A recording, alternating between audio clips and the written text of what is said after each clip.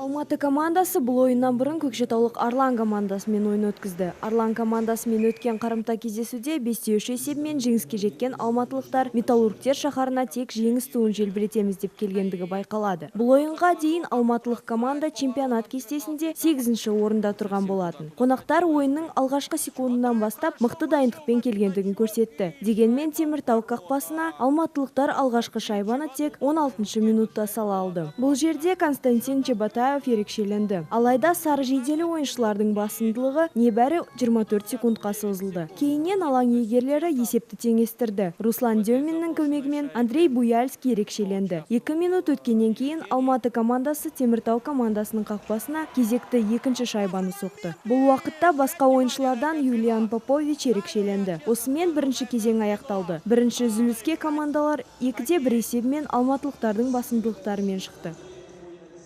Екінші кезеңде алматылықтар жылдамдықты арттырып, Теміртау командасы қарсыластарының тоқтаусыз шабуылына тап болды. Бірақ жерлестеріміз шабуылдарға ұзақ уақыт төтеп бере алмады. Ойынның 28-ші минутында қонақтар Теміртау командасының қақпасына кезекті 3-ші шайбаны кіргізді. Бұл жерде Ильшат Билалов ерекшеленді. Жарыстың шешуші кезеңінде алматылық шабуылшы Виктор Драгов алаң егерлерінің қақпасына 4-ші голды салды. Металлургтер қақпасының командасы алматылық команданың қақпасына Александр Ананичевтің көмегімен Игорь Наместник бір шайбасымен ғана жауап қайтара алды. Бірінші кездесу нәтижесі 4-2 есебімен аяқталып, алматылықтар жеңіске жетті.